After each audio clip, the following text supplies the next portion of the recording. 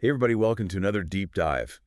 Today, we're going to be looking at something that I'm sure you're all pretty familiar with, Exodus 21 to 17. The Ten Commandments. The Ten Commandments, that's right. And, those of you who are pastors and Bible study leaders, you know how it is when you're prepping a message. Yeah. And you want to go beyond the kind of the obvious, the thou shalt not kind of stuff. Yeah. And really get into some meaty, stuff that your congregations will be like, whoa, I never thought about it that way. Yeah.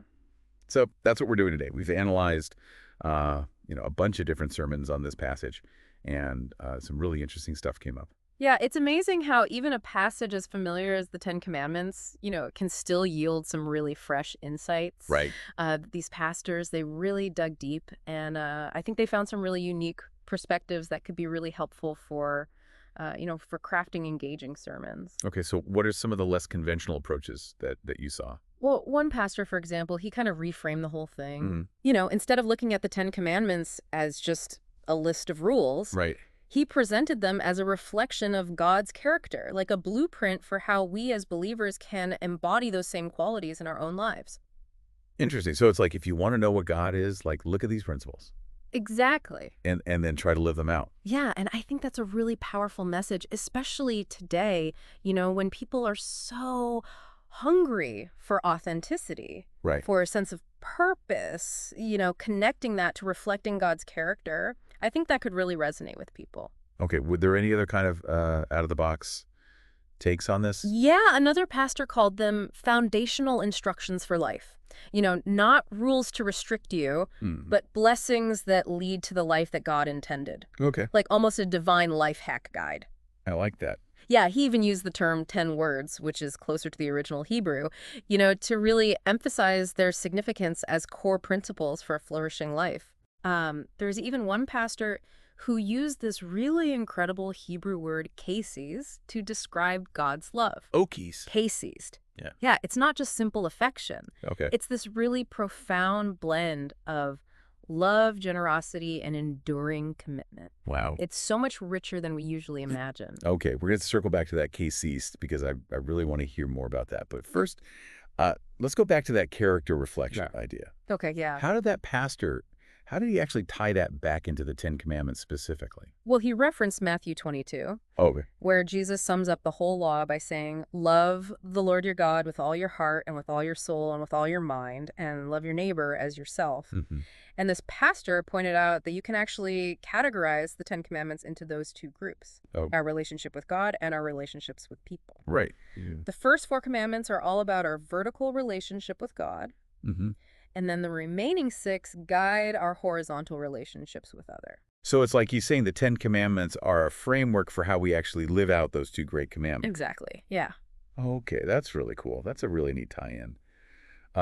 What about any other connections to the broader, biblical narrative? Did you find anything like that? Yeah, one pastor drew on Ephesians 2, Okay. and he highlighted the pattern of God's actions. Mm-hmm.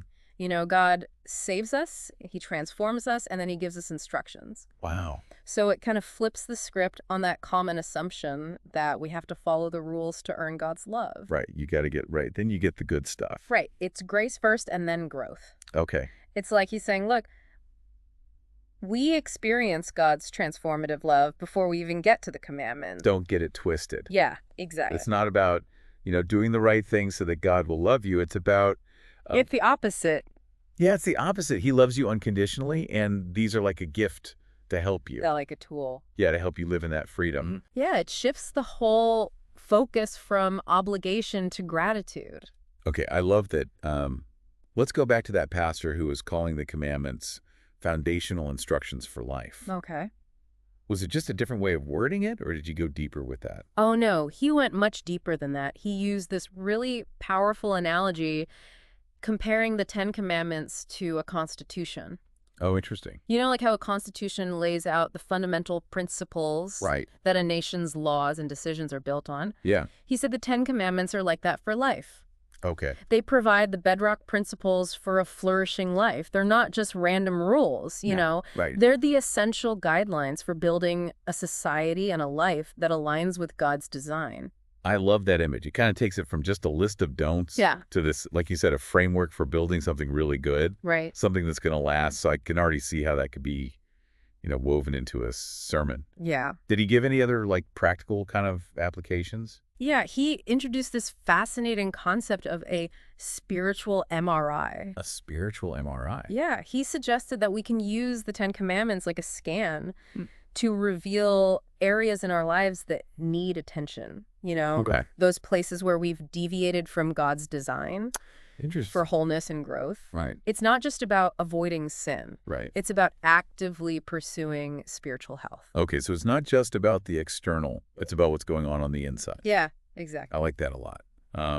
I think that that's something that would really stick with people, that image of the spiritual MRI. Yeah. And he went on to say that this deviation from God's design, that's what sin is. Okay. It's not just breaking a rule, it's Mhm. straying from the path that leads to true fulfillment, Okay. the path that God has laid out for our well-being. So it becomes less about, the don'ts and more about, like you were saying before, this is how you live a good life. This is how you flourish. Exactly. Okay. I love that. All right. Well, you keep mentioning this Hebrew word, cased. Yeah. Yes. Tell me more about how that pastor used that word. Okay, so this pastor explained that Case describes God's love as this potent blend of love, generosity, and enduring commitment. Okay. It's not just a fleeting feeling, it's a covenant commitment, Right. a promise that never wavers. And he went on to compare our relationship with God to a marriage covenant, Oh, wow. highlighting the loyalty and the steadfastness. That's so good, especially for, those of us who work with couples or people who are struggling in relationships. Yeah. It's like a reminder that God's love isn't based on, how well you perform or anything like that. Right. It's this deep, unshakable covenant. Okay, did he talk about how case plays out, like practically speaking? Yeah, he emphasized that the commandments aren't meant to restrict us, Mm. but to enhance our relationship with God. Okay. It's through faithfulness to the covenant, through aligning our lives with his principles, that we actually experience the fullness of his cased love. And that's where the freedom comes in. Yeah. So it's freedom through faithfulness. Yes. Which is kind of the opposite of what the world tells us freedom is. The world says freedom is do whatever you want. Yeah. But really, it's about surrendering to a higher purpose. To a love that sets us free. Exactly. Yeah. Okay, so I want to shift gears a bit and talk about the historical context. Yeah. What were some of the insights from these sermons about the original audience for the Ten Commandments? Well, one pastor reminded his listeners that the Israelites had just been freed from 430 years of slavery in Egypt. It's easy to forget that, right?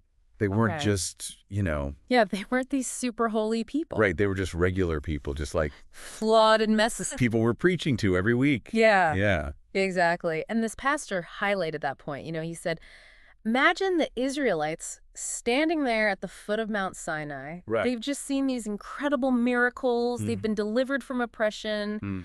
And now they're trembling before the presence of God. These weren't just abstract rules for them. Right. This was a lifeline, Yeah. a roadmap to a new life, a new way of being in the world. So it's really grounded in this story of redemption. Yeah. It's not just random rules that are imposed. No. It's like a gift to help us, on this journey. A guide. A guide. Yeah, exactly.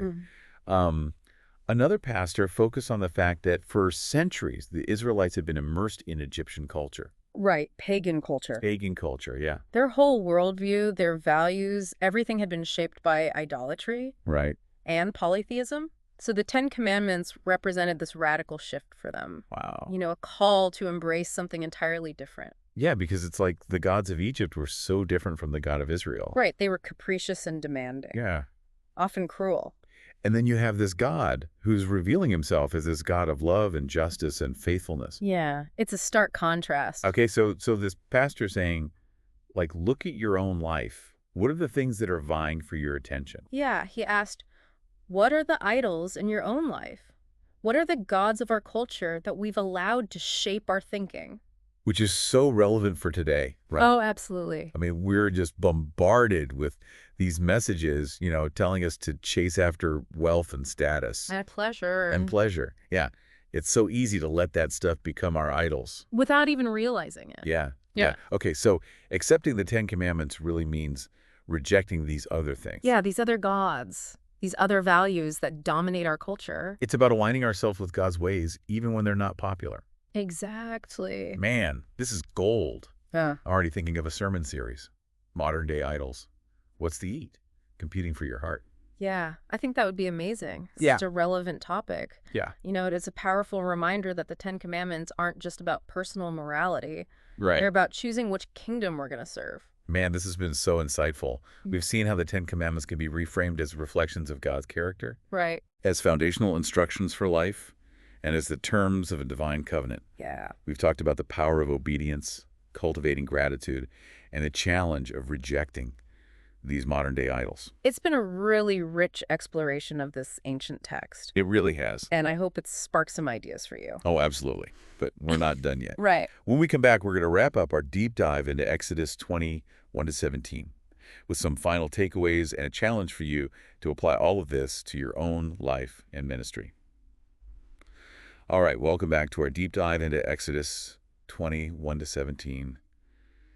Man, we've unearthed some really interesting stuff here. I have it. It's like a whole treasure chest of sermon ideas. It is. And, one of the things that keeps coming up for me is how these pastors, they all had these different approaches, but they all kind of converged on this one idea. Mm-hmm. The Ten Commandments aren't just about behavior modification, Right. It's not just about checking off boxes. Yeah, it's about something deeper. It's about our relationship with God. Aligning our hearts with his... Exactly. And that's a message I think that really needs to be heard today. When everybody's got their own version of what the good life is. It's like a breath of fresh air. It is. Yeah, it cuts through all the noise. One pastor even called the Ten Commandments a blueprint for human flourishing. Oh, I like that. It's like God saying, hey, I know what true happiness looks like, and this is how you get there. It's the path. It is, yeah. And it made me think of that analogy of, God's laws being like guardrails on a mountain road. Yeah, keep you from going over the edge. Exactly. But it's more than just protection, It's about guiding us to the best destination. Exactly. And let's not forget, the context of all this. Yeah. These Israelites, they just came out of Egypt, 400 years of slavery. Yeah, they weren't getting some, boring lecture on morality. It was a whole new way of life. It was. Yeah, it's like they were being handed the Constitution for a brand new nation. Founded on totally different values. Than the world they just came from. And that's a pretty powerful parallel for us today. I think so. We're called to be this countercultural community. Living by a different set of rules. But a different set of principles. Yeah. And it's our job as pastors and Bible study leaders to help people understand those principles. And live them out. Yeah, in a way that actually makes sense in today's world. Make it relevant. Make it relevant, yeah. Show people that the Ten Commandments aren't just these ancient rules. They're actually the key to freedom. To purpose. To real joy. And it all goes back to that cased love that we were talking about. Yeah. That foundation of God's unwavering love. It's the starting point. Yeah. It's not like you got to earn it. Absolutely not. It's a free gift. Yeah. And from there, we're invited into this amazing journey of transformation. Becoming more like him. Well, this has been great. We've really dug deep into Exodus 21-17. We have. We've seen how they reflect God's character. Their foundational instructions for life. And the terms of a divine covenant. We've talked about obedience, gratitude. And rejecting those idols. And it's all grounded in that amazing cased love that God has for us. It is. Well, we've covered a lot, but I want to leave you with this one last thought. If the Ten Commandments are a reflection of God's character, what does your life say about God? How does your obedience, or lack thereof, reveal his character to the world around you? Something to think about. Thanks for joining us on this deep dive into Exodus 21-17.